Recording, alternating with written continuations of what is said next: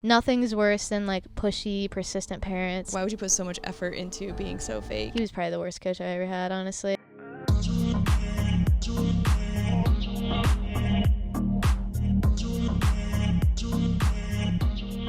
Welcome back to Grounded and Growing. Yeah. Yeah, we're here for episode 4. I hope you're here for it too. We just talked about a lot of good things off camera. I should have been rolling, but We should have, seriously. like for like two hours probably. At least. Anyways, today we're bringing to you some authenticity, because that's what we preach all the time. That's what the show is based on, is just being real, raw, authentic. So we're going to talk about that. Yep, it's brand image versus reality. Yup. Yeah. So basically just how, like, I feel like a lot of people in today's society, just with social media, are fake on social media, and then in reality are like completely different people. So we just want to talk about that and how that affects your business, your personal growth, all of that.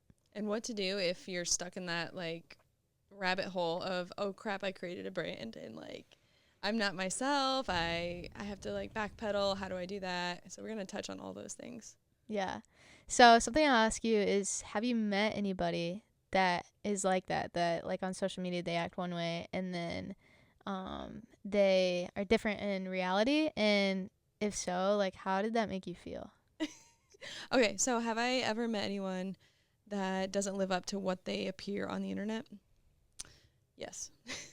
How did that make you feel? Weird. Indifferent.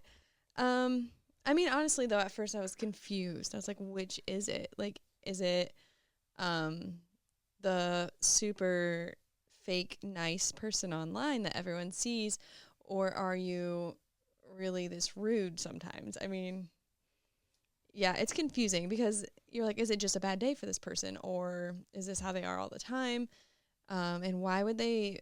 I mean, I get why they would be so fake online, because they're trying to get sales or attract customers or clients, but why would you?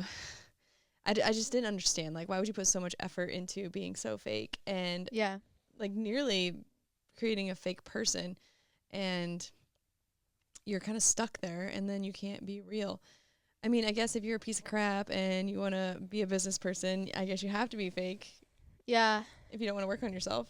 Yeah, I guess. But something that I always say is, because like when people, start posting on social media, they just want the viral content. They just want the content that gets the most likes, most follows. First thing is, viral content, like, it's only relevant for a little short amount of time, and you're attracting people that, because usually content that goes viral is not value content. And so most of the time, if you have viral content, you're not attracting the people you want anyways.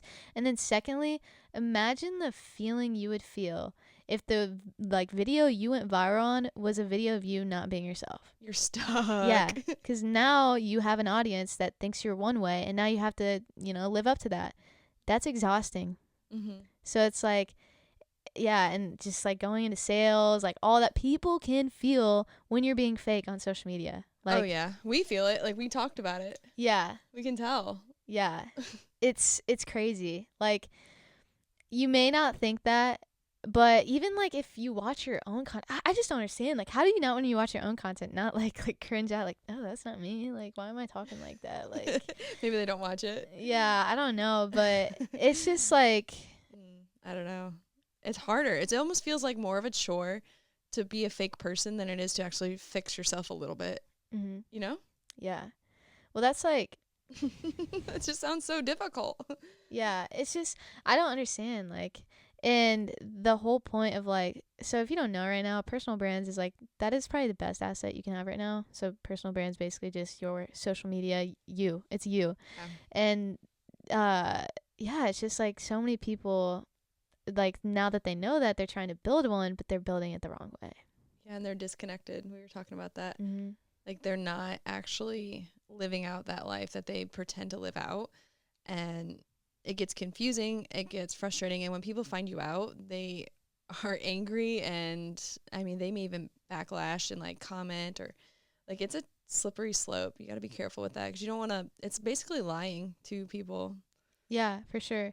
And I think too, just like when it comes to like clients, like business, like first off, like people, not everybody's gonna like you. That's just the facts. Nope. So, what wouldn't you rather just be yourself and attract the right people that vibe with you, and have the people that just don't vibe with you just not vibe with you? Because you're always gonna have people that don't vibe with you. So, wouldn't you rather have that while you're being yourself than rather being fake and attracting the wrong people and just like, yeah. So it's like just get clear on like who you are, be vulnerable, be authentic on social media. Yeah, exactly. Because you don't want to be fake. Everyone can smell a fake a mile away, too. Yeah. Have you ever like dealt with that in your personal experience? Like you saw somebody that was fake on social media and kind of like dealt with that, I guess. Like, I don't know, like a coach or Yeah. yeah. Yeah. Unfortunately, a lot of business owners that I've known in the past, not the ones that I still love and like, but yeah. And it's hard because you're like, oh, yeah, so and so. And if you live in a small town city like we do, Fort Wayne's very small, it's like, oh, so and so, I know them. And you're like, yeah. And you don't want to spread gossip. And I don't want to spread gossip. I don't want to start rumors. I don't want to whatever. Just because my experience with that person was bad doesn't mean everyone's will be. And hopefully they change. But it's like, yeah, they're so, yep, uh-huh. Like, it was hard. I've been asked that about working with previous, like, people in the past, and it's hard to lie, but I also don't want to start anything, and I'm trying to, like, just stay on the middle ground and, like, everything's great, but it's like, yeah, they're like, oh, yeah, I see they're doing blah, blah, blah online, and they help the community, they do whatever, whatever.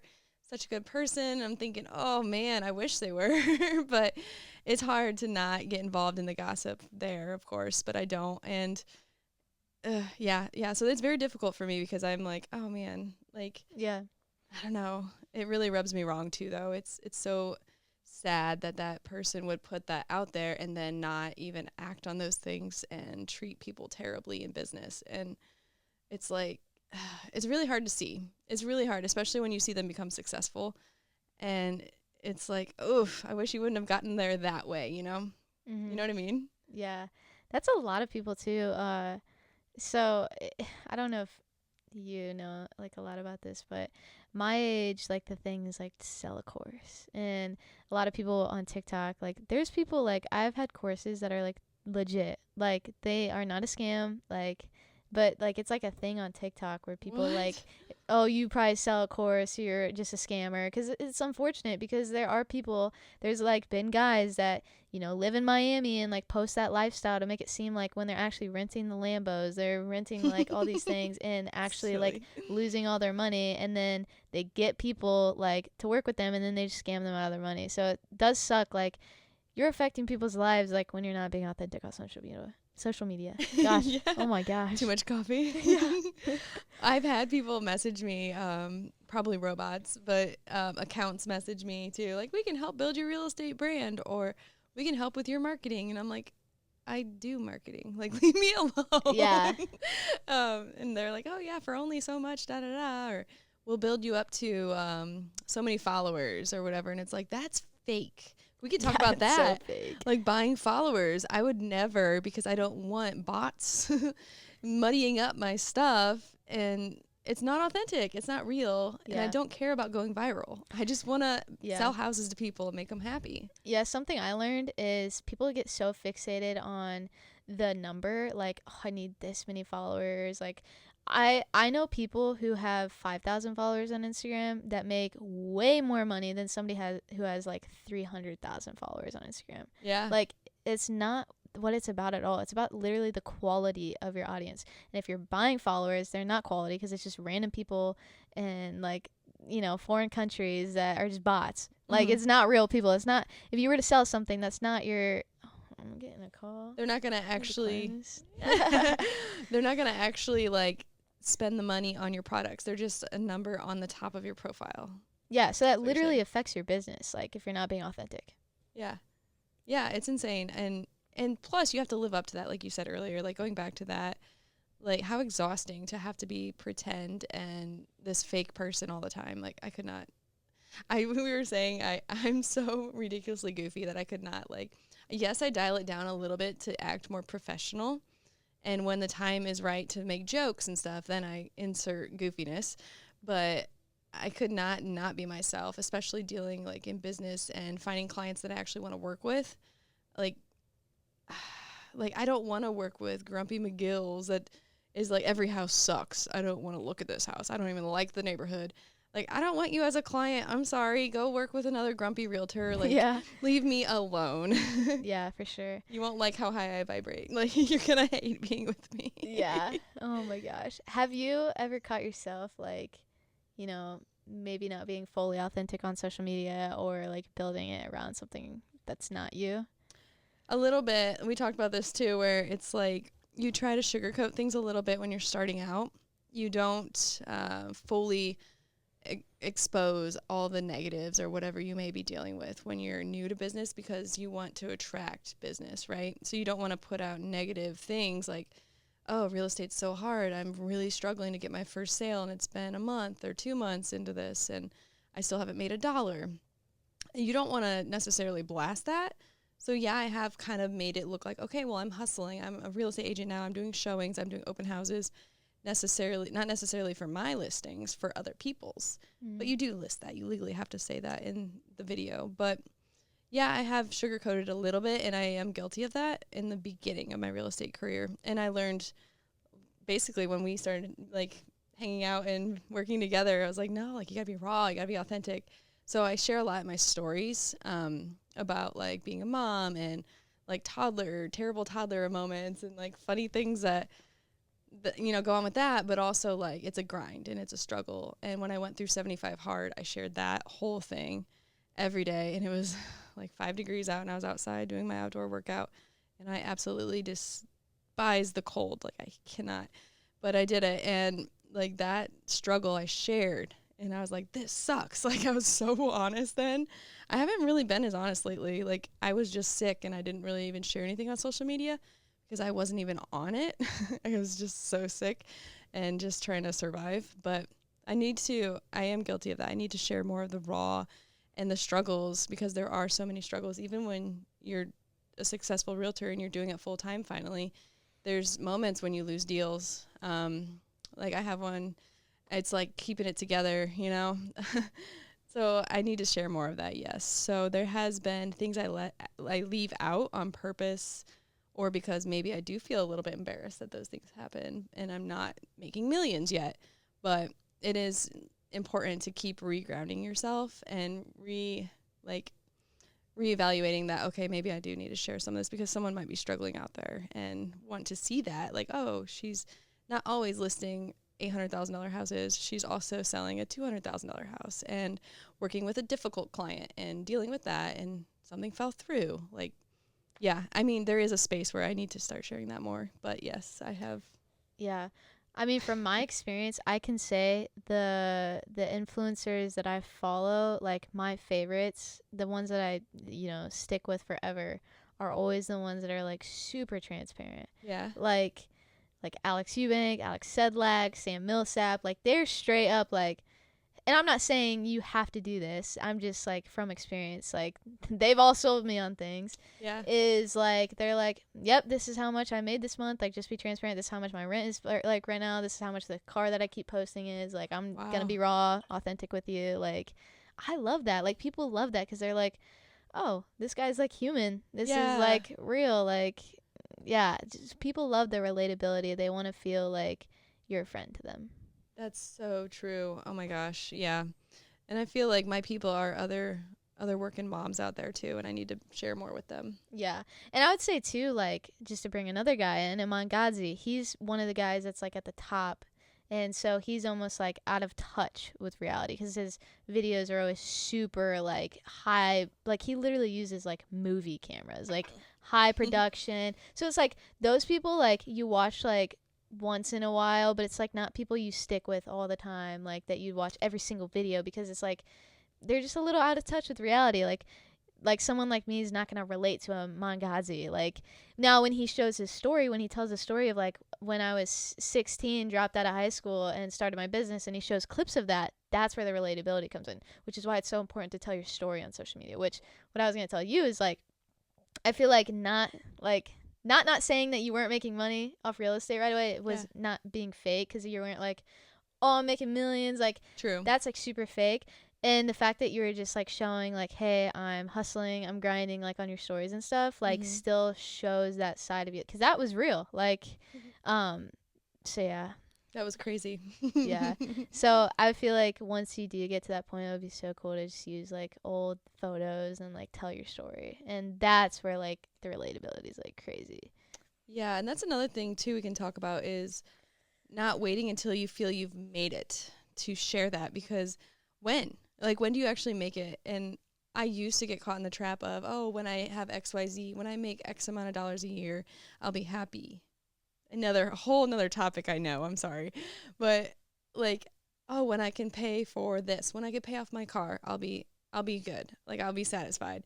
Or when I can, have enough for a trip plus bills plus this plus that. And like living like that is very stressful. In my past life, I was like that. And I was like, oh, I got to make more money. I got to go pick up another side job, blah, blah, blah. And like looking for that happiness in that is terrible, awful, I know now. But also looking for that moment where you feel like you've made it and you can finally share your story is also not good. Realizing that you can share along the way and be like, I may not be your multi-million-dollar real estate agent yet, but I mean, I did actually pass 1 million already this year. Just saying. But Let's go. it's been a hustle, and I'm in year, well, it's almost 2 years that I've been licensed. So the first year was horrible. No, it was great. But it was on the side, and it was part time, and it was grinding late at night and all weekend. And so I'm glad I did share that, and I didn't. Oops. I keep doing that. It's okay. And I didn't just wait until, oh, I finally hit my goal target, whatever, to say I actually am good at what I do. It's like, no, I'm like leading up to that, I am good at this. I do love my job and I do add value, and I want to share that in the struggles in the process. Yeah. I think the best time to start a personal brand was yesterday, but the second best time start today. Yes. So literally start posting on social media, because that's such a good point. Like, once like, I do become an authority, and or once you do, like, we started posting before we were ever big. Like, literally you can go to the bottom of our Instagrams, YouTubes, whatever, see the old videos, like where we started. Yeah. That brings the relatability factor again. Like, again, I know I always call him out, but it's because he literally was so transformational Rogan. in my life. No. No, Okay. Alex Sedlak, bro. Like, literally, he has videos from 10 years ago when he was in middle school, just posting like GoPro cliff jumping, like on his Really? YouTube. And if you just go to the bottom of his YouTube, it's there. Like, he never privated the videos, he never deleted it, because he wasn't trying to look perfect, because none of us are perfect. He was just trying to be relatable, a person. Like, because I think that's what a lot of people miss out on is like, dude, nobody's perfect, and the people that are acting like they're perfect on social media are lying to you. And they're annoying. I stopped following them, so Yeah. yeah. Especially like for me, like the moms that only post, which they get, I mean, they make money on products and stuff. That's how they make their living, I think. But they live in these mansions. They post these home cooked meals that they make in their $500 outfit, and their kids are, dressed to perfection and whatever, whatever.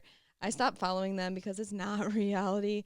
And it's like, that isn't real, and that's not something I could attain right now. So it's kind of depressing to see that, and like, and not see the rest of the story, like how she got there, like did she, whatever.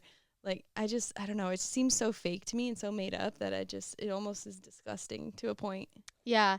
And I mean, everybody knows this, because that's just the world we live in now, is that just social media has ruined so many expectations for everything, of how much you think you need to be making or what life looks like. And it's like, when it doesn't look like that, because you're striving for something that's not real. Like, when you don't like have that awareness of people who are actually posting on social media and lying to you, basically, then you just like are watching them, comparing your life to them, trying to strive for that, but it's not possible, because nobody's perfect.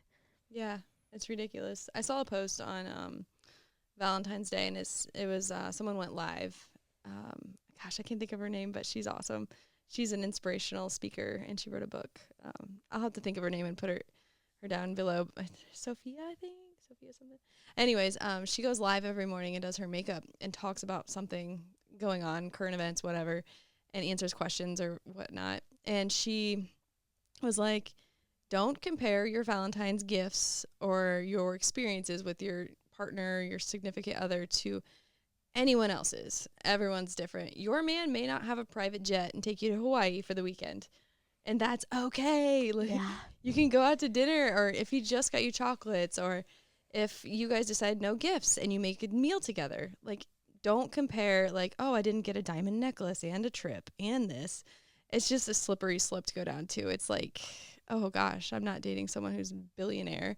Darn. It's like, do you really want all that comes with that? Because that's a whole nother thing. Dude, I gotta tell you this. So when we were talking before 2 hours before this episode, the people we were talking about, Yeah. like with this house and stuff. Oh, yeah. Yeah. Oh, no. That person literally lives their whole life to post it on social media. Oh, really? Yes. That's like so it's bad. sad. It's sad because it's like forcing their kids to wear certain things just because like just so it looks good for the camera, and they look perfect on Facebook. Let me tell you that. But then in reality, they're screaming, there's hitting, like all this stuff. That's sad. And it's just like, why live a life like that, dude? Like just for approval from people that don't even really care about you. Dude, seriously, Theo, he wears like this hand-me-down Mickey Mouse sweatshirt all the time, and I freaking love it. And it's not like Gap or whatever brand. It was literally a secondhand store, and he loves it, and it doesn't matter. It doesn't matter. They're boys, especially boys. Like, they're literally gonna get it so dirty. Yeah. And stain it. And just let kids be kids, man. They can, I dress him up sometimes. He looks adorable, but it's, just to do it just for the social media stuff is just ridiculous. It's crazy. Yeah. That's nuts, man. Yeah, it's really sad. But like bringing like personal growth and mindset back into all this, how do you think like not being authentic on social media affects that? Like your mindset or personal growth in general? Oh, it can destroy you, I bet. I haven't done it personally, but I feel like pretending to be someone you're not over time is hard on you and makes you feel like you're not good enough because you have to pretend to be someone else. Mm-hmm. Or you think you do, which you don't. And I feel like if your brand too, if you're like stuck in that where you're like, oh, I didn't share enough of my struggles or whatever, you can add to your profile every day. Like you can add new, like, oh, this is what I went through last year, or this is where I came from. This is my story. You can always drop back in and come back down to earth, get grounded again, and share some of that story to help re-authenticate yourself. And yeah, you might lose followers. So what? You'll gain followers eventually of people that actually align with you. Yeah. You know what I mean? No, yeah, I'm kind of actually going through that right now. Like now that I'm finally refining my content to one specific audience, I have noticed I'm losing followers because of that, but that's because it's just filtering out like who I'm not talking to. Yeah, and it's just a number. Yeah. Like I don't really care, like, yeah. But what's crazy is I've gotten more views than I've ever gotten, but so it's cool. Okay, yeah, so that's the thing. If you have authentic followers, like people that actually care about what you're doing, they're going to view your content. They're going to buy if you do have products or use you as a realtor or a business owner or go to your store or go to your website. Like they're actually going to, you're going to monetize off of them and actually make money or help them. And do both, honestly, help them and make money because they actually give a crap about your stuff. And that's what's so awesome about it, too, is, like, it's not just about the money. It's the fact that you're changing these people's lives in some way. Yep. Like, for you, like, the houses, you're helping them. I mean, you could speak on more of that from the realtor perspective, but, like, from a coach perspective, like, helping these athletes, dude, like, helping them, like, be confident and just be able to not worry, not stress, not have the pressure, like, and I know how high school is, dude. It sucks. You got toxic friends, you get stuck in the bad things, like, you don't know who you are, like, you're figuring yourself out, like, it sucks, but, like, it's just so, like, beautiful, I guess, that I could be, like, a mentor for them and just be, like, a big sister, I guess, and just, like, help them through that. It's, that is more fulfilling than any money I could ever get paid. Yeah, and those things you're teaching them and helping them with will, like, not only help them in their sports, but the rest of their lives. That's what I'm saying. That's why Find Your Inner Champion is even being built, because every mental performance just focuses on the mental side in sports, but it's like, okay, but what if you get injured? Ooh. What happens if you fall out of love with your sport and realize you actually don't value it? What are you going to do now?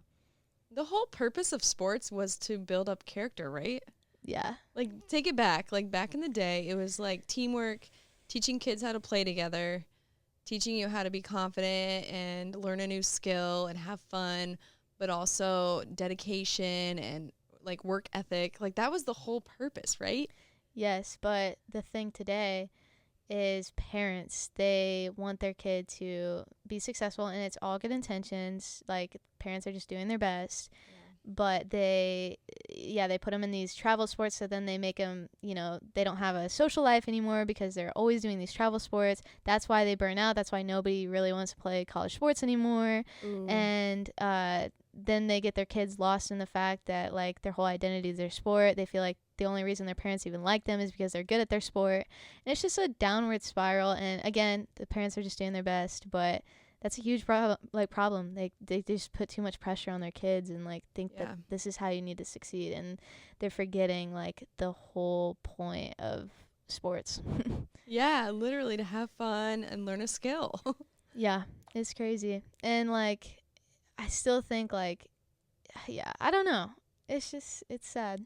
Cuz I played basketball and I was a cheerleader, and I started basketball as soon as I could. I think I was in like 3rd grade at my school. It was a small school, but I was decent when I was younger. I was a good little shooter or whatever, but I had a blast, and my best friends played with me. And so like the plays, we knew them, and we just like, sorry. We had like the instincts of like, okay, I know where she's going to be. Da, da, da. And then I started cheerleading too, and I did both for a long time. And then I ended up ultimately sticking with competitive cheerleading and cheerleading. But I think I played basketball freshman year of high school, and then I was actually like not strong. So I got beat up so bad, and I'm tall, so I was like down low, and I was like, I'm not made for this. So, and I just got worse and worse the older I got because I was getting beat on pretty bad. So I was like, yeah, I'm just going to stick with cheerleading. It's so much fun, and we get to do like dances and stuff. But anyways, to the point, like I did it for fun. I didn't ever think, oh, I have to be this good. I did do a free throw contest, and I almost won once. But What? I sucked at basketball. I'm super athletic, but I did suck at basketball. Really? Yeah. That surprises me. Yeah, I sucked at basketball. So that I could school you. Yeah, well, play pig. The thing is Just that kidding. the school I went to actually has like a really good basketball program, and so everybody started when they were like super young, and I didn't start. I wasn't even gonna play basketball, but like some parent of somebody was like, "No, you gotta play. Like, you're super athletic." So I think it was 6th grade. So 6th grade compared to when all these people started in like 1st grade. And so I knew nothing. I knew none of the rules. Like, and then it just went into a downward spiral of like, then the high school coach was like, oh, like, we need to put you on our travel team. But the travel team coach, like, had his core girls and, like, didn't like that somebody was new. And he was probably the worst coach I ever had, honestly. Like, ruined that Shout for out. me. Yeah. But, yeah, and then middle school, like, I rode the bench all year. And so I just quit, which... yeah, I don't really care. I don't really like basketball anyways, but... Dang, I didn't know all that. Well, you don't have to be very athletic to play because I played. Hey, but I did football in middle school. I did track, softball. That was my stuff. I will school you in that. And that's the confidence that you will have after going through Find Your Inner Champion. So call me today. Yeah, Delaney would kick my ass, but... Oh, my God. Well, not right now because I'm kind of recovering, but from an injury. You probably still could. It's fine. I'm okay with it. I know where I stand. But anyway, like, back to that, though, like, I did it to have fun and to be with my friends and to do something active. Like, I just loved moving and doing things, and then I just fell in love with, like, the routines and, like... I honestly loved the conditioning part of getting ready for competition. And then I later became a personal trainer, so it's kind of hilarious. So. Yeah, it's all linked back to your values of some way. Mm-hmm. But yeah, I actually heard on a podcast that travel sports is ruining families. It's because they're making... It's because they're making their kid the center of their entire family. And it's just like...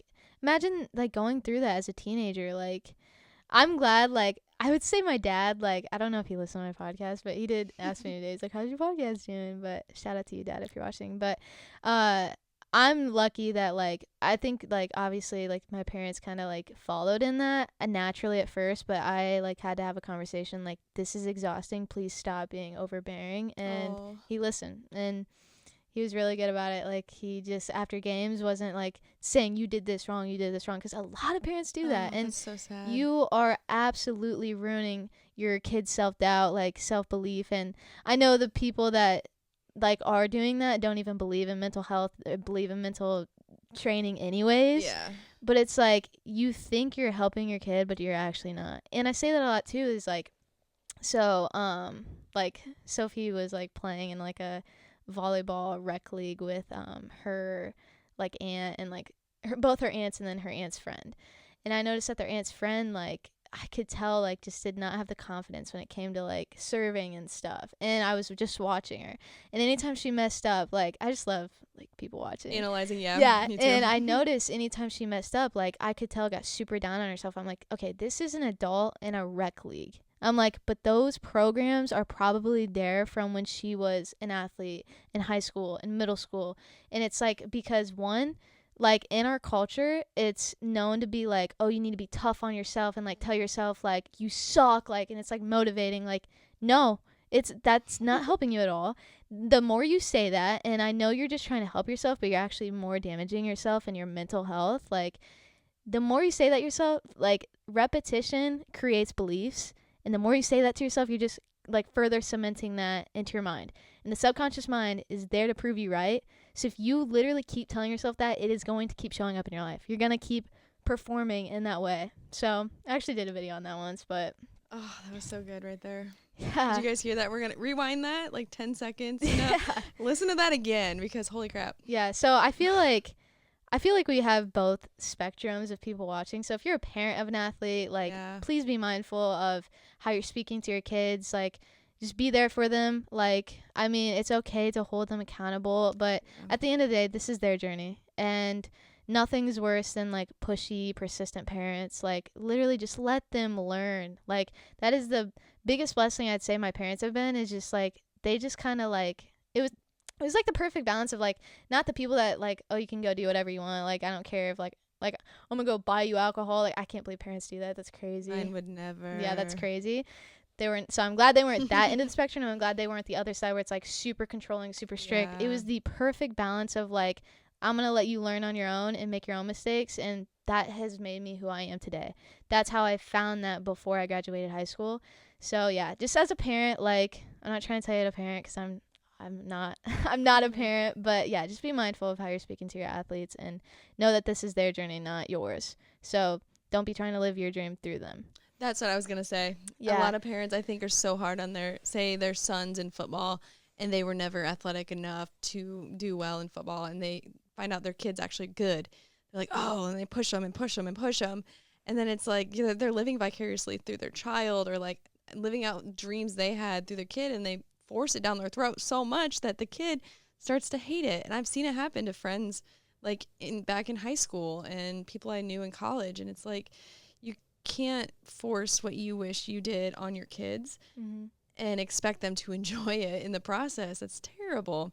Yeah. And my parents also were like, yeah, if you want to play, that's cool, whatever. And we didn't have travel leagues over there. You had to drive far from the farmlands to get to them, and they cost a lot of money, and I'm one of 5 children, so it was not happening. But I also never asked, because I didn't necessarily want to. I liked hanging out with my friends on the weekends, and I had a job, and, like, that filled my weekends and practices when they were in season. So I also back to your point about the families, like, being torn apart with the travel leagues. Like, that's your weekend as a family, and say you have more than one child and you're spending your attention on the other child in their sport, traveling for them, and say this other kid wants to do something, then how do you do both? I mean, that's insane, and that's a lot of pressure, and it's supposed to be family time on the weekends.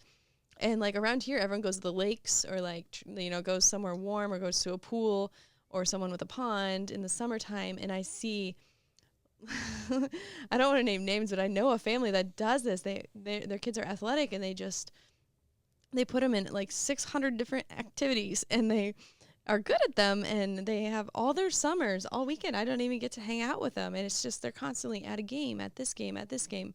And it's like, yeah, I'll go watch some, but I'm going to the lake. Like, I'm not gonna sit in the heat and watch a kid's baseball game every weekend. I'm sorry, not until it's my kid. Yeah, I luckily, like, my siblings, like my older sister is 5 years older than me, so it's like she was out of the house and stuff during this time. So like, I mean, I guess not the whole time. I guess she was still, but I mean, she was a teenager. She didn't really care.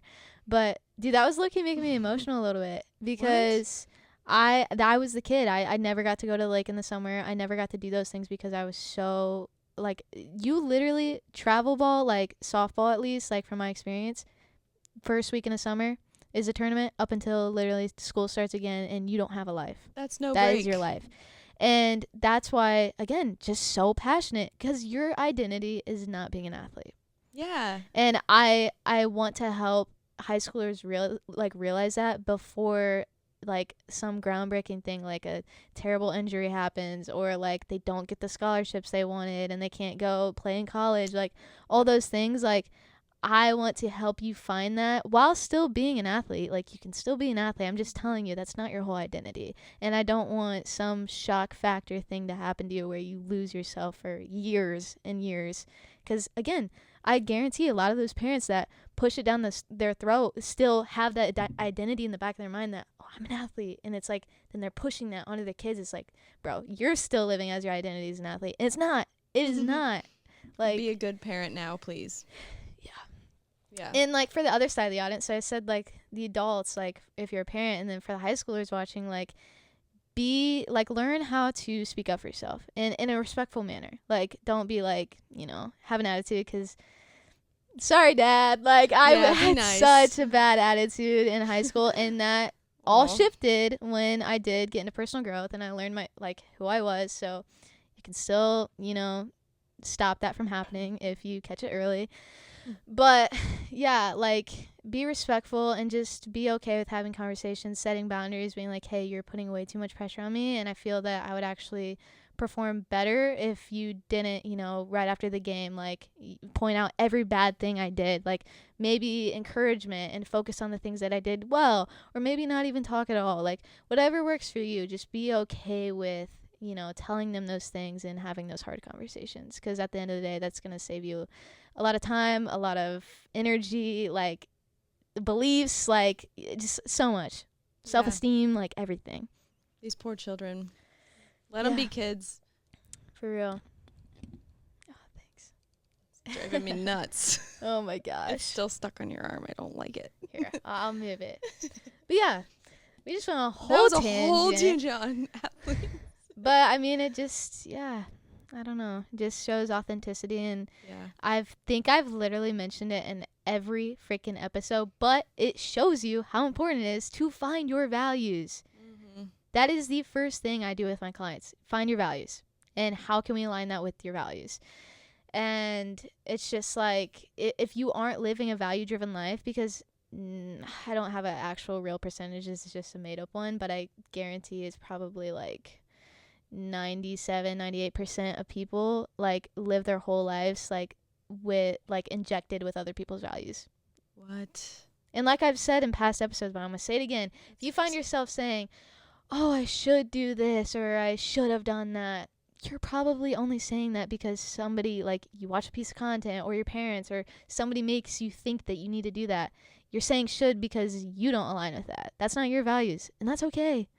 And your values may not be acceptable by society or whatever, but it's like, it doesn't matter. That's why it's so important to just be authentic. And when you do find your values and you're so clear on who you are, that's when you can start showing up authentically on social media and helping the people that vibe with you and like your tribe. Yeah, literally. Well, I do have a question for you. Okay. Have you ever seen or have you ever dealt with relationships in work or in the business world that where real relationships versus being a fake relationship and realizing later that they weren't what you thought they were originally? I know that's yeah. Yeah. I'd say it's pretty common, like you said. And I think sometimes, how do I say this? I think, okay, so most people are just completely fake. Like, they're not vulnerable. What? They're not vulnerable at all. They try to live a perfect life on social media. We all know that.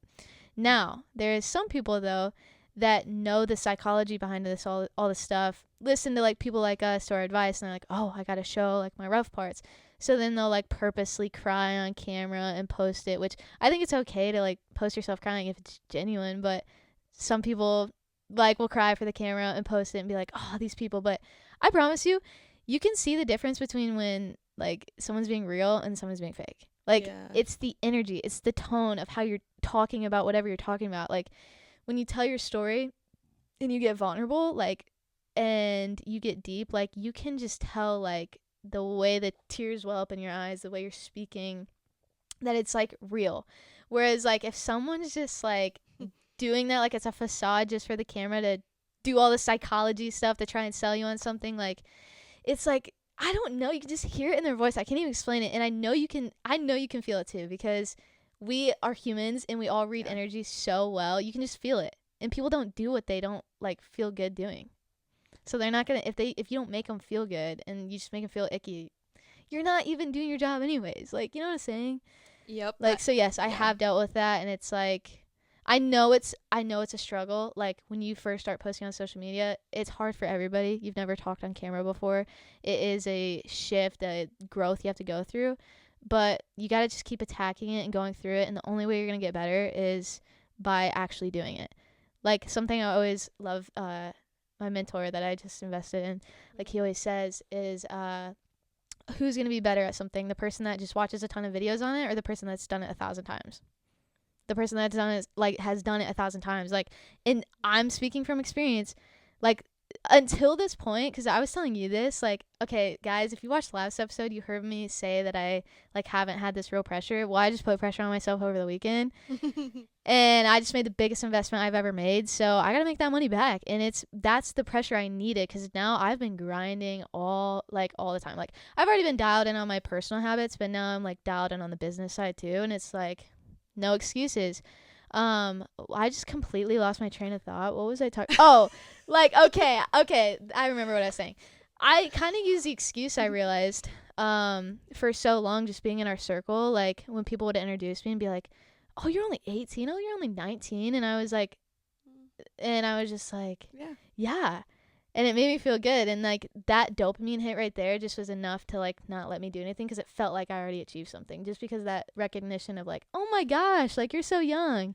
Because you're so wise for your age. Yeah. And then I realized this year, I was like, dude, I turned 20 in 2 months, which I know still to you probably is like, dude, that's still so young. But to me now it's like a whole different number. It's a whole different like decade. And I'm like, oh my gosh, like I can't use that excuse anymore of like, oh, I'm 18 or I'm 19. So I put pressure on myself, guys. But what I was saying is like, I was in that trap for probably 3 years, just watching content,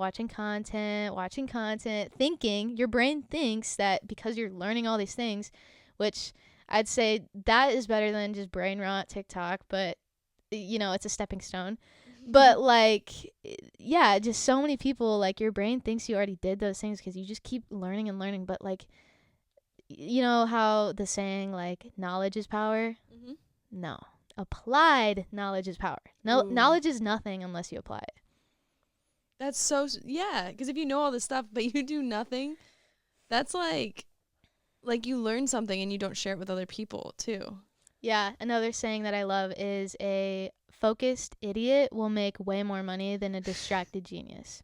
Yeah, there's one I know too that's similar to that. It's like you have to be in action basically to, gosh, I can't even think of it, but it's the same thing. It's like if you don't act, and even if you half-ass know what you're doing, as long as you act on it and you're doing something, you're doing better than this guy who's super smart doing nothing. And you're actually going to learn way more when you actually do the thing. And then when you make the mistakes, like how I always say, failure is feedback. Like failure is not some daunting thing like, oh my gosh, I failed. Like that's okay. It's inevitable. This could be a whole nother episode, which we kind of were talking about it, but like just conspiracy theories and corruption of government, school, like the way you were brought up, like, okay, school, like you get an F on your paper, you know, in movies, it's like very emphasized, like the red F on the paper, like you failed, you flunked, whatever.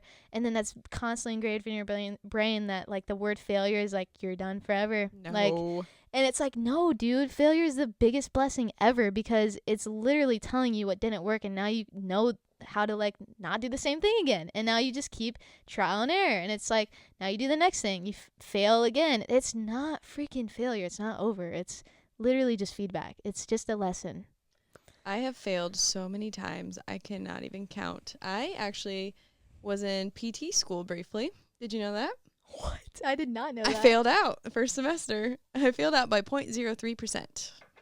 I remember that because I did not study for that final and I flunked it. 0.03 is crazy. Yeah, That's but like not the margin of error is crazy. but imagine if I were doing that right now, how miserable would I be? Exactly. It's Not for me. reason. Yeah, I'm supposed to be an entrepreneur. I was trying all these things that I thought I was supposed to be doing and like do a real job and do things that actually make dollar signs and like blah blah blah blah blah. Like something you clock in and clock out, you get a retirement fund. Like I was forced to believe that's what the only route was for so long that I kept trying these different things that were obviously not working for me. And I mean, the fact that I got into PT school was crazy, but then I failed out. Oh my gosh. I was like, well, that's not it. So, and then I literally was like forced back into marketing and sales where I belonged. Like, and that's where I was before that. And I was like, maybe I'll go back into this because I want to make more money. I wanted to have, a bigger future. I didn't think through everything. And this was before I was 30 and had that big awakening. Yeah. And I think the only way you were able to make that decision is having some type of awareness. I know that maybe back then you weren't like how you are now, but but how I think I also brought this up in the last episode, but how like some people think everything's a sign, and like, but the fact that like, I mean, if you don't regret it now, then that was meant to happen. Oh, yeah. Like, I mean, I only lost a little bit of money. but like, you're It gonna doesn't fail. matter. That's inevitable. So it's like, Yeah. stick with it if it's something you really want. Cause yeah, another thing I also talked about in the last episode, but it's just all coming back up, is shiny object syndrome, because people just see the next business trend, the next business model, and they just try it. And then once that one doesn't work out because they only worked on it for like a month, then they try the new trend, and it's like, dude, you're not building momentum at all, and you're not going to be successful if you keep switching. So just focus on one thing. That and doing things to become viral. Let's go back to that. Circle back. When you're on your social media and your goal is, I want a viral reel. I want to be viral. I want to go viral. I want to blah, blah, blah, blah, blah. Why? What matter? Like, why even bother? Because then you're going to get all those fake followers, people that don't really care about your actual business. Like, going viral is not everything.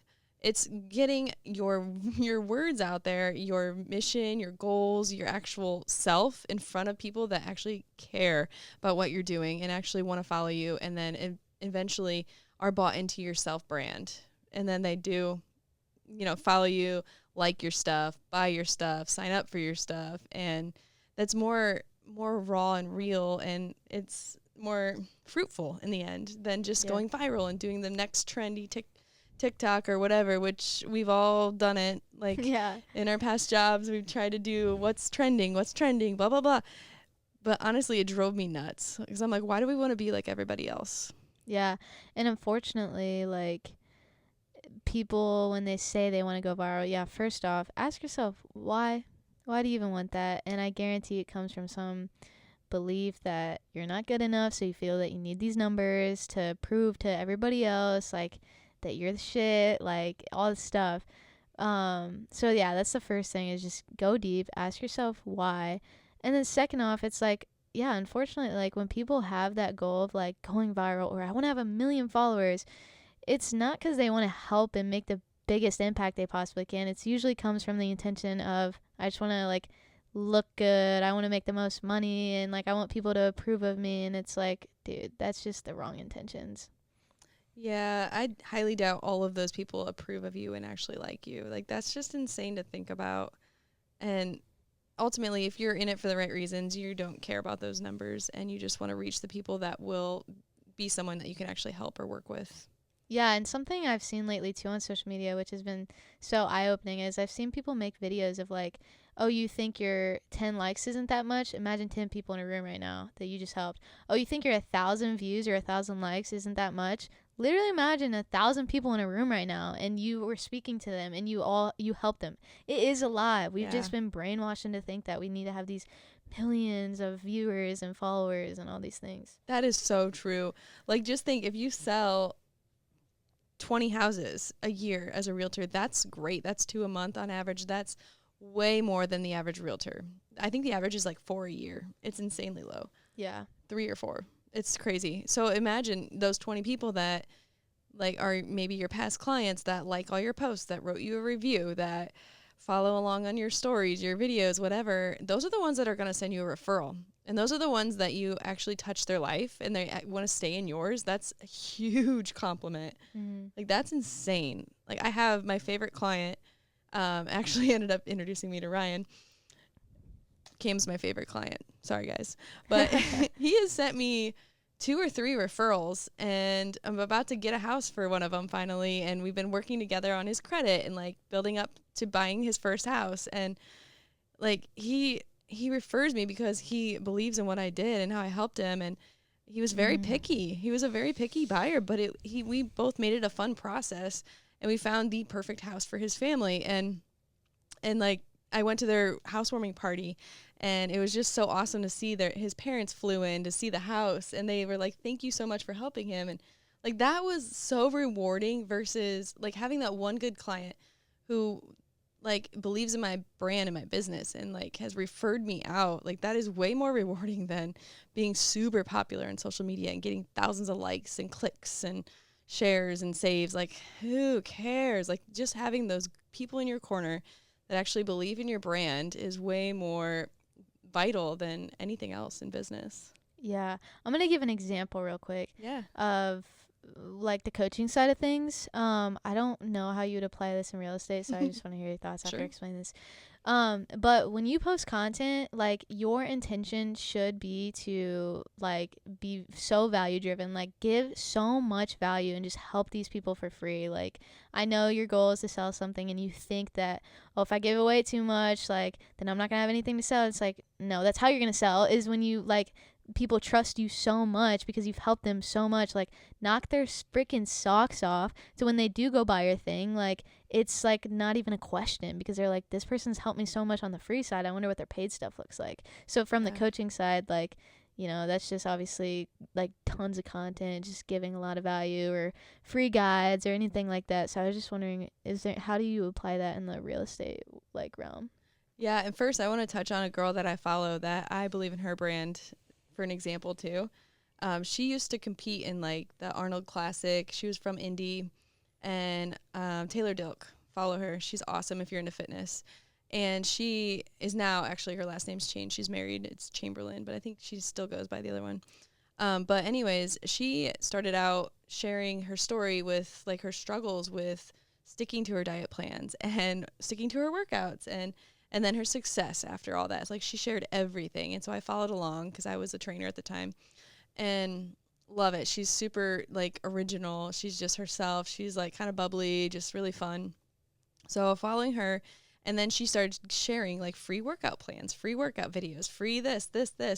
And then, yeah, she's a trainer. Like, that's what she does for work. But she would share this online to everybody who wasn't in her city to see or whatever. And I actually saw her at the Arnold Classic, which was pretty dope. But this was years ago. But anyways, she has since moved to Colorado, got married, had a baby, started a brand called Balance, and they sell activewear now. Nice. And it's expensive, but I got a set. I have 2 sets now, and the reason I bought them was because I believe in her and her brand, and she's built it up, and it's so cool to see her 10 years later from when I first started following her. She's never changed. Like, she's always been real. She's super sweet. She gives back. Like, she's such a cool person, and like following her and doing her workouts and seeing all that, and seeing how she's grown as a person and a mom now, and now she does like mommy and me workout stuff sometimes, and I love that. And it's just really cool because like she just shared the whole process of, okay, now we're selling activewear out of our garage, and now they have a warehouse, and Nice. I'll send her to you. You'd like her. Yeah, she's super cool. But their stuff is nice, and it's like Lululemon quality, like Dang. the same material, amazing. So she's built it up to this, and now she has employees and stuff. But she's a great example of, she was always honest, and she was always very genuine, and I loved following her. And she gave away things for free. Yeah, she did all that, and then she even gave away like free every time they do a launch of a new like color or pattern or design of their stuff. They give away free sets. They have drawings all the time. And that gets the shares and stuff, so then more people find out about them. But anyways, love her stuff, and she's a great example of how to build a brand. If you're in that realm, I would highly recommend. But as far as real estate, what was your question again?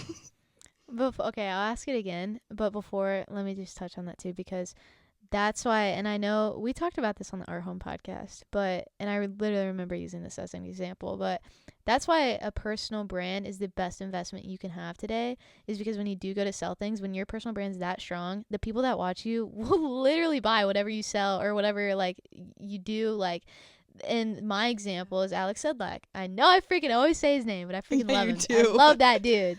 He needs to come on the show. He's the man, bro.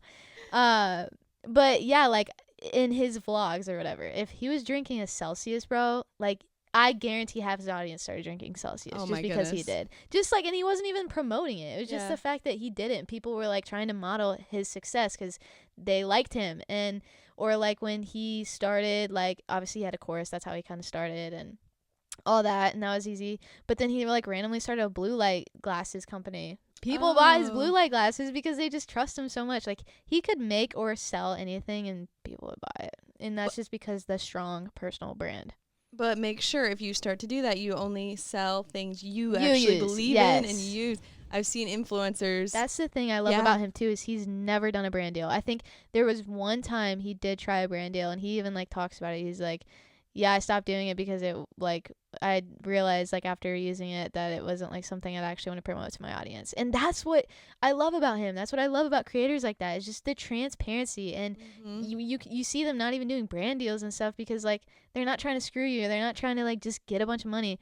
And then Alex Eubank, he's another guy that, like, is super transparent, but he went through like a rough breakup or something, which he's talked about recently for a few months, and you can see the shift in content when he went through that really rough breakup. Like, he went, like, he crashed out, like, he went, like, he started partying a bunch, like, and he's super, like, Christian, like, influencer and stuff like that, and he started, like, having brand deals with, like, gambling, like, betting websites and stuff, and everybody's like, what is going on? And now after going through that, he's like, he apologized. He's like, dude, like, and we're just exposing that industry too, of like how so many people like are promoting these like gambling websites, and like they're just basically like scamming you, like, because like they say you're gonna make money and then you're actually just spending more, and that's how they get paid and stuff. And he's like, yeah, so he's just being straight up about that. And he makes money off brand deals, but it's like 3 core brands that he's always like promoted, like in the fitness industry, and he's like, I'm never doing another brand deal except with these guys because like these are the stuff I actually use. But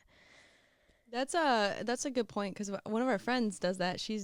Riley does the outdoor stuff. Like, she's in the outdoor realm, and she does brand deals where they send her product and she promotes it. But she told me, we met and talked about this. She's like, no, like, I only promote things that my people would actually like. Yeah, I remember talking to her about that. That's so cool that she's legit. Like, Riley Williams, you should follow her. Yeah. What's her at sign, her hashtag? I don't know. I don't think she follows me, so I think I unfollowed her because I don't think she follows me. Oh, well. But whatever. But she does, like, she promoted a natural deodorant, and I was like, does it actually work well? Like, because that's hard to find a good natural deodorant. She's like, yeah. She's like, yeah. I'll have to look up which one it was. I forget. I think it was Native. But she's like, yeah, I actually do like it. And when they asked me to do a deal, I was like, yeah, of course. So nah, Native doesn't work for me. It depends on your it does pH and your chemistry. Yeah, I don't know. This is so funny. We're talking about deodorant right now, but thanks, Riley. Literally, yeah, because I'm into that stuff, and I use Native, and bro, I don't know if it was just because it's summertime or what, but it did not work. So I switched to Dr. Teal's. That's what I use. Oh yeah. Because I feel like Native was more like the. Why are we talking about that? I don't know. This is crazy. Anyways, yeah, but like Native was like the more like gel consistency, and then Dr. Teal's was like real deodorant consistency, but it was still natural. So I don't know if that was why. I don't freaking There's probably know, different types, bro. But my point is, only promote things you believe in, especially if you're making money on it, because then it's totally fake and we can tell. Yeah, you can tell. And again, just going back, like, you're not going to be fulfilled. You're actually going to feel really shitty if you make a ton of money and then you scam basically your entire audience who loved you and trusted you, and now you don't have any of their trust. And you can lose them all, yeah. And then all that work for what? Yeah. So I have 2 questions Yeah, for what you. was your question? So I going forget. back to the one, so kind of how I use the example of like how in the coaching space I know like give away free value. How do you do that in the real estate? Like, because I know your clients are like people you're trying to buy houses for, not someone you're trying to coach. So it's like, what would that value be, I guess, that you could post? I focus on adding like informative, like what's happening in the market kind of stuff, and I like to post in my stories actually. I know. I probably should post more in my actual timeline or whatever you call it, but I do post a lot about like, oh, look at this beautiful new build by this builder to help promote them if I like their work. Now, I don't promote crappy builders because I'm not going to sell a house that's not built well. And we all know who those are in Fort Wayne. So I know, I almost said it. I was No, like, nah, don't. nah. And I mean, okay, let's call it budget builders. Okay, if you're on a budget, we won't judge you. At least the name I was gonna say is like a nationwide. It's not like some local Don't do company. it. It's I'm not not. No, I worth know. it. I'm not gonna I do it. don't But I wanna almost get that accidentally backlash. did. Like, but no. But it's meant for people who can't afford the custom high-end stuff. It's okay. It's okay. But if you're going to build a house, build a good house. And I'll tell you who. So come to me. Yeah. But anyways, and I'm like, that's the thing too. I'm blunt and honest about that stuff. If someone's like, hey, I thought about building with so-and-so, I'm like, do not. I heard about a roof that came off of someone's house because it wasn't attached. I literally heard that. Dude, and It's yes. crazy. And that transparency, like your clients will trust you more and they will love that and respect that for when they go to make their decision, and then now they have the referral. Because like if you just like were in it for the money, you're like, no, yeah, you should buy that just so I can get the cut or the commission. Yeah. And then it's like then they have a horrible experience and you're like, okay, well my realtor sucked because they just referred me and I could tell they just wanted the money and like all that stuff. No, I'm like, wait, save up a little bit more so you can afford like a $50,000 more house, like, you know, $50,000 more in the house, and put it where it's gonna actually be worth your money, and like put it somewhere good. So yeah, being transparent about that, but also, shit, I thought I lost my train of thought because I'm thinking about this house that the roof fell off. Oh my God. But anyways, the value and how I add it is being informative, updating people. Like, I mean, everyone asks about interest rates. I'm sick of talking about it, so please, God, don't ask me about interest rates. They're not great, okay? I mean, they're better than they were last year when I bought my house, and it's at 7.8%. So when people get this 6% stuff, I'm like, really? Don't complain to me. No. Mhm. But I add value by just being informative and, like, letting people know what's going on and what I'm up to, because I think they want to see, like, okay, like, what do you do as a realtor? What value do you even add? And, like, how do you help us buy a house? Like, people question it all the time. So adding that, and then, I know, and then just sharing showings that I do. Like, I feel like people are very curious. They love to see what things are going for. And so that informs them what the market's looking like. Like this house, and I'll do a quick little tour, is this many dollars and this many bedrooms. So I think that is how a realtor can add value, is updating about the market, like your local market that actually houses that people can actually buy, not just showcasing the luxury houses, unless that's your market and you're like exclusively doing that. And sharing like how you add value as a person and as a brand, and your experience, and like just like what it's like to work with you. Like I share like me talking a lot because I have this personality type that a lot of people are drawn to and like to work with me because I'm fun, and a lot of people aren't, and that's fine. Don't call me. It's okay. So yeah, just sharing like who you are, what you're doing, and anything valuable, like updates about the market or like what it's looking like out there, because they don't know like, oh, rates dropped again, which yeah, you hear that, but they don't know for a fact like what's exactly going on. And us realtors, we can see that, and we can get updated by our lender friends. And as far as what hits the market, what's for sale, what's been on the market a while, we see that when we log into our system every day and check. Yeah. I will literally, like, you are actually a perfect testimony.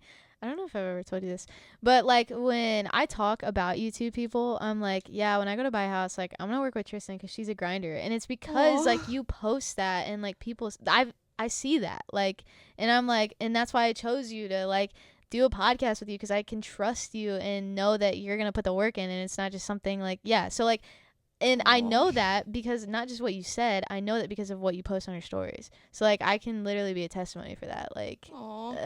I'm serious. Thanks. Like I always say like nah, really like I want Tristen as my realtor because like I see that she stays up freaking late when she has a kid, like Not all this proud. stuff, like Yeah. but it's like I know you put the work in, so obviously I respect that and yeah. Thanks. Yeah. Hopefully someday I don't have to work as hard. I'm just kidding. Hey, this is what it takes. Yeah, What and they I actually say, like it. 5 years of super hard work for 65 years of a life full of when other people see it the other way. As like college is like the fun, and then you live the rest of your life. Yeah, we won't get into that. Anyways, Wow, yeah. yeah. I hope to retire early, and yeah, I have some goals to make that happen, like realistic things that will actually help that happen. And I want to enjoy my life too. That's why I'm doing this now. Yeah, it's like why wait till enjoy your life when you're basically like most people are medically debilitated and You never know. like yeah. I want to be able to hike when I go to the mountains again. Yeah. Like, So it's like live your life now. Your life could be over tomorrow and I know you hear that all the time, but yeah. Book the trip. Literally. Book the trip. So back to the freaking social media stuff. If like okay, none of us are perfect, like we mentioned earlier in the episode. Like so if you make the mistake of like you do start your social media off on a bad foot and you had the wrong intentions, but then you realize it later on, do you think you can come back from that? Can you change that? Yes and no. Another indifferent answer from Tristen, as always. Just make this a serious. No, I'm just kidding. I know. I'm just kidding. How many times does Tristen answer yes and no? No, well, okay. Every time. It just shows that there's, because it's just the law of polarity. There's two sides to everything. Yes. That's why. It's in everything. If we say yes or no, it's just our opinion. So disclaimer, like everything has two sides. That's why. So This whole I'm not judging podcast- you. I'm just messing with you. The whole podcast is our opinion. So, I mean, if you don't agree with it, that's okay. Yep. Also, if you don't agree with it, please comment below so we can talk. Oh my gosh, but hold on. That is such a good point with social media is, dude, be controversial. And if people get mad, okay, like if you are doing something right, you're going to have haters. That's just the facts. And again, going back, not everybody's going to like you, but that is okay. You are going to attract the people that like you. So literally starting on social media, especially TikTok, so note this down, you can post whatever on TikTok. Like literally just pull out your phone, say what you're thinking and post it. And it will resonate with a certain group of people and then boom, you got your fan base. Dang, I still need to do that. Yeah, I posted like the most unedited video today, but I don't think it did that well, but I think it might have been the time I posted, but I don't know. Yeah. Your people liked it, I'm sure. Yeah, exactly. Yeah, that's what matters. I know. They're watching. What was I gonna say? I asked, You like, make me think too much. I'm sorry, just like, can people change, like, if they started off on a bad Can foot? you save it? So if you start off and you're not being legit, you're not being authentic, and you build a brand, it depends how bad it is, honestly. If it's like, if you're like literally photoshopping in a fake background, like pretending you live in a different city or like, it could be bad. Like you may have to just start over. But if it's like little things where you did not mention the struggle getting to where you got and you act entitled and act like you have always been rich, say, for example, I think, yes, you can save it as long as you're honest. And like you mentioned earlier, someone apologized for falling off the wagon through his breakup. And I think as long as you're upfront, people love that. They're like, oh my gosh, they're admitting they're wrong. That's so rare in today's society. No one does that. Yep. So, I mean, admitting you're wrong or just being blunt and saying, hey, actually, guys, I know I made it look like everything's honky-dory over here, but here's the truth. Like, I've struggled. I've done this. I've worked 3 jobs to get here. Like, this is how I did it. If you are successful, you can backtrack and say, hey, here's how I did this to help people get there. That's great. And then they'll say, oh, well, maybe I do believe in this brand and maybe I do respect them more. So yeah, you can save it as long as you're honest and even apologize or just like backtrack and share your story later on. I think it can be redeemed. It just depends how much of a jerk you were or how bad you got. As far as lying to people, building trust when you started off lying is very, very, very hard, if not impossible. So Yeah, Yeah. good luck with that. Yeah. Comment below if you've been in that. I Mhm. would love to hear if you recovered from something similar. That would be awesome to chit chat about. So comment below, please. Yeah, I think if it's like super small things, like I agree. Like I think just bringing it up and like being transparent about it, like, hey, like this time in my life, like yeah, and it's even more powerful if you can find like old photos of you or videos of when you were going through that time and the real parts. If you can like attach that to the video as you apologize, like that enhances the emotional connection because now people know you're not just talking about it, that you're showing like, no, I'm being serious, like yeah, and just being straight up about it.